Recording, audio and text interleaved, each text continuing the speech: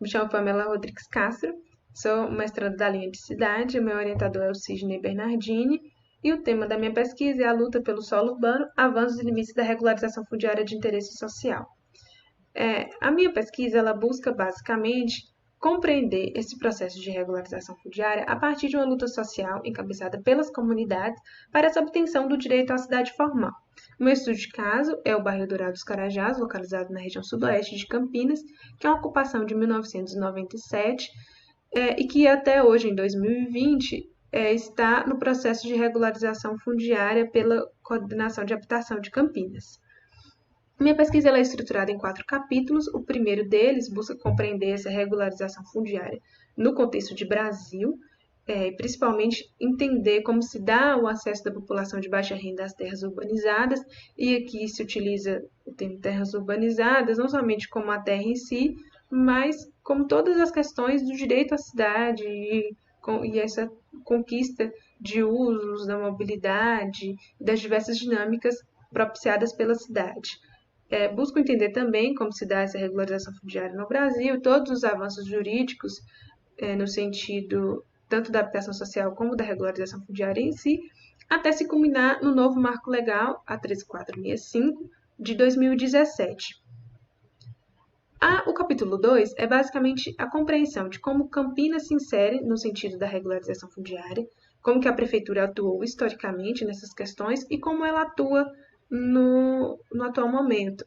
Principalmente entender como se dá essas amarras com as legislações federais. Campinas ele tem um número de núcleos informais relativamente grande, com um aglomerado maior na região sudoeste, entre as rodovias Bandeirantes, Santos Dumont e Anhanguera. O núcleo Dourado dos Carajás ele se insere aqui próximo à rodovia dos Bandeirantes.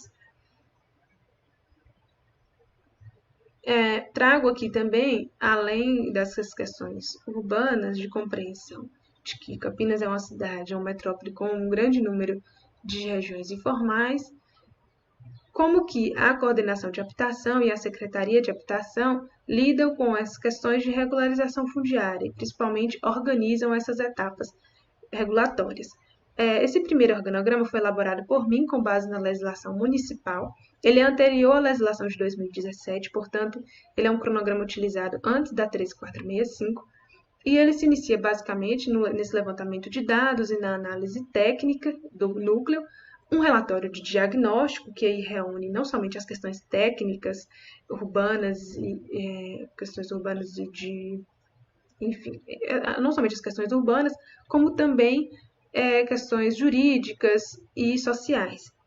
Seguido do relatório diagnóstico, entra a execução dessas obras de infraestrutura, que é verificada a necessidade a partir desses levantamentos de dados.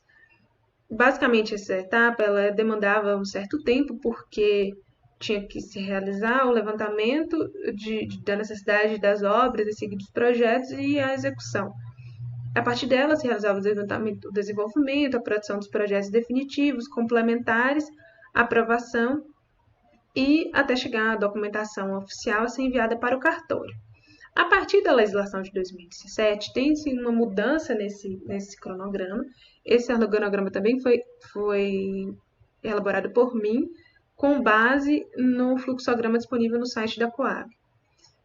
Tanto o levantamento de dados quanto o relatório de diagnóstico, que são as duas primeiras etapas, se mantêm. Porém, se exclui a execução de obras de infraestrutura, porque a nova legislação ela retira a obrigatoriedade de executar-se obras para regularizar o núcleo. Agora, somente é necessário a realização de um cronograma dessas obras, estipulando determinado período de tempo que isso será executado. E aí se exclui uma etapa que demanda muito tempo e que, por vezes, travava o processo, considerando que muitas vezes a prefeitura alegava o não financiamento das obras, a ausência de recursos financeiros, que travava diversos núcleos dentro desse processo da Coab. No entanto, se exclui uma etapa cirúrgica para esse processo de regularização, que dava ao núcleo todo esse suporte para muito além do solo urbano em si, mas para a questão do direito à cidade, de acessos a infraestruturas básicas, como esgoto e pavimentação asfáltica ou obras de contenção, por exemplo. Com a exclusão da etapa de execução de obras, a partir do relatório de diagnóstico já se vai para o desenvolvimento dos projetos, e aí a produção desses projetos complementares, até a documentação vai ser enviada por cartório. Com base no capítulo 2, chega-se ao capítulo 3, que é basicamente a imersão no bairro em si, esse levantamento urbano e histórico, e busca-se responder a algumas questões de que em que medida esses padrões eles são vinculados ao modelo formal e irregular, eles são consoantes aos processos dinâmicos de ocupação e seus resultantes espaciais, e se de fato é possível identificar sinais de movimentos emancipatórios nesses processos. Aqui é uma vista aérea do núcleo Dourados Carajás, e a sua delimitação, que são imagens da execução de obras de pavimentação asfáltica, que é realizada apenas em 2015. Tanto a infraestrutura de água e esgoto, ele chega ao núcleo um ano após a ocupação, então em 1998, já se foram obras mais imediatas, o esgoto apenas em 2008 e a pavimentação asfáltica somente em 2015, a partir do financiamento das obras do PAC. A partir desse contexto mais geral do núcleo, eu trago a ideia de que quem contam essas histórias, considerando que o bairro ele tem uma história bastante forte de luta social, encabeçada pela associação e pelos moradores, porém, essa história não é contada pelos moradores em si, pelas pessoas comuns. Então, eu busco trazer aqui a ideia das pessoas comuns contando a sua própria história e como se entende esses diversos conflitos, tanto entre a própria comunidade, como entre a comunidade e o poder público. Então, a partir do capítulo 3, eu trago um estudo etnográfico com entrevistas entre os moradores, lideranças comunitárias e técnicos da Coab.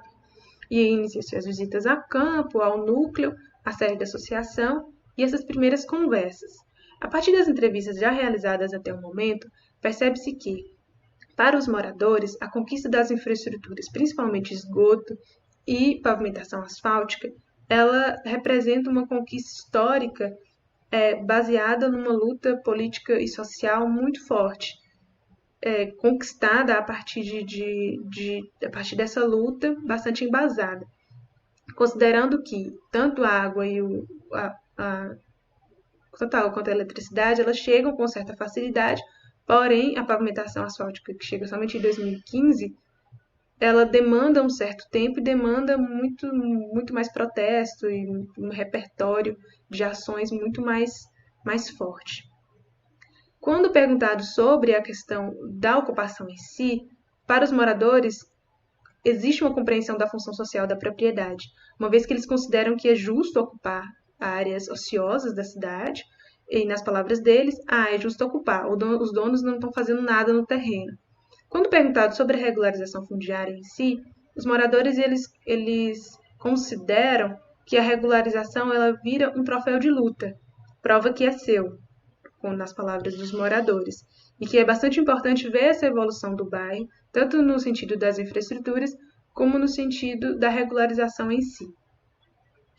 A minha pesquisa, essas são as percepções do lugar, algumas imagens retiradas do próprio bairro, aqui a associação de moradores, a sede, enfim. O capítulo 4, ela é basicamente o entendimento dessa regularização fundiária à sombra de um capitalismo tardio, e eu busco confrontar o capítulo 2 com o capítulo 3, ou seja, como se acontece a regularização fundiária no sentido da prefeitura, do poder público, e como que é a percepção dos moradores a partir desse processo. E é importante analisar nesse capítulo em que medidas essas ações são tomadas pelo poder público e como elas são de fato efetivas para garantir que os moradores fixem no território e acessem essa terra urbanizada. Bom, a minha pesquisa atualmente ela se encontra no início da escrita do capítulo 3, ao mesmo tempo que ocorrem as entrevistas em campo. Pretendo qualificar em fevereiro, com o capítulo 3 já finalizado e iniciando o capítulo 4. Muito obrigada.